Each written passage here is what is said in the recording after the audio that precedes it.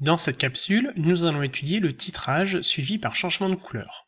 Commençons par rappeler la définition d'un dosage. C'est le fait de déterminer la quantité de matière d'une espèce chimique présente en solution dans un volume donné, c'est-à-dire en fait déterminer la concentration en quantité de matière de cette espèce chimique. Nous avons vu en début d'année le dosage par étalonnage, donc si besoin consultez la capsule correspondante, et donc nous allons voir le dosage par titrage. Alors le titrage, c'est un dosage qui fait intervenir une transformation chimique entre un réactif titré et un réactif titrant. Vous avez ci-dessous donc le montage expérimental. Le réactif titré, qui est contenu dans la solution titrée, c'est l'espèce chimique dont on cherche la concentration. Ce réactif sera toujours mis dans le bécher. Le réactif titrant, qui lui est contenu dans la solution titrante, c'est l'espèce chimique dont on connaît la concentration. Et ce réactif sera toujours présent dans la burette graduée. Évidemment, comme on parle de transformation chimique, on a l'équation de la réaction associée. Donc ici, on va s'intéresser au titrage du réactif titré noté grand A par le réactif titrant noté grand B. Et donc on a l'équation suivante où les lettres en minuscules correspondent aux coefficients stoichiométriques. La transformation chimique peut correspondre à une réaction d'oxydoréduction, mais également à un autre type de réaction, en fait, peu importe. La seule chose qui est essentielle, c'est que la transformation chimique soit rapide, totale, et spécifique ou unique. Voyons maintenant comment évoluent les quantités de matière des différentes espèces chimiques lors du titrage. Moi, ce que je vous invite, c'est sur le schéma à indiquer systématiquement la formule de l'espèce titrée, donc grand A, et de l'espèce titrante, grand B. Donc on s'intéresse aux quantités de matière présentes dans le bécher.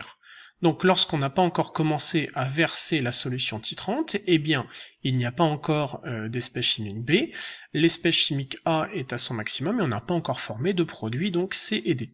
À partir du moment où on va commencer à verser la solution titrante, eh bien la quantité d'espèce chimique A va diminuer. La quantité de l'espèce chimique B, elle reste nulle, puisqu'elle réagit aussitôt avec l'espèce chimique A, et on voit que les espèces produites, donc C et D, leur quantité de matière augmente.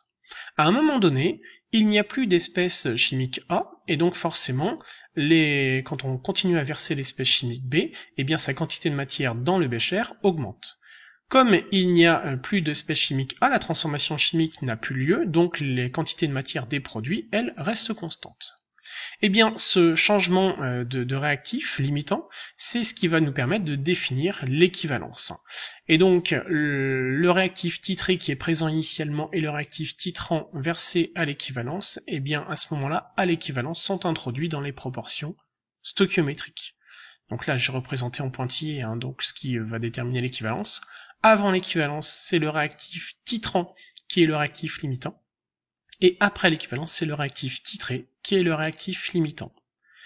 Et le volume de réactif titrant versé à l'équivalence, c'est ce qu'on va appeler le volume équivalent ou le volume versé à l'équivalence, et on l'a noté VE. Alors comment repérer l'équivalence? En première, on ne le fera que par une seule méthode, et ce sera par un suivi de changement de couleur. La condition, c'est que l'un des deux réactifs soit coloré et que toutes les autres espèces chimiques soient incolores. Alors on va avoir deux cas. Soit le réactif titré est coloré, et donc au fur et à mesure où on verse la solution titrante, à un moment donné, la solution dans le bécher va devenir incolore, et donc là on sait qu'on est à l'équivalence, ça se fait à la goutte près. Le cas numéro 2, c'est le réactif titrant qui lui est coloré, et donc on va verser la solution, et à un moment donné, donc dans le bécher, la solution va se colorer de manière persistante, et donc là aussi on est à l'équivalence. Comment va-t-on exploiter le titrage? Donc pour ça, on a besoin évidemment de connaître l'équation support du titrage, de connaître le réactif titré, le réactif titrant, de connaître le volume de solution titrée mise dans le bécher, de connaître la concentration du réactif titrant, ainsi que le volume à l'équivalence. Donc nous, ce qu'on cherche, en fait, c'est la concentration de l'espèce chimique A, c'est-à-dire la quantité de matière de l'espèce chimique A dans le volume V.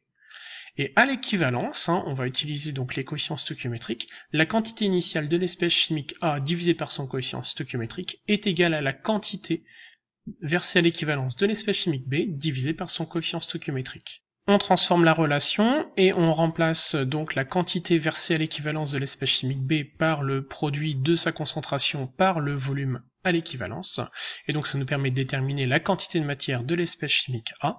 Et puis si on veut connaître sa concentration, il suffit de diviser par le volume. En résumé, vous devez donc connaître le vocabulaire, réactif, titré, titrant, titrage, équivalence, savoir relier qualitativement l'évolution des quantités de matière par rapport au volume de solution titrante ajouté, savoir définir l'équivalence et comment la repérer, relier l'équivalence au changement de réactif limitant et puis à l'introduction donc des réactifs dans les proportions stoichiométriques, et évidemment établir la relation entre les quantités de matière des réactifs introduites pour atteindre l'équivalence. Voilà, j'espère que vous avez tout compris, et je vous dis à bientôt pour une prochaine capsule.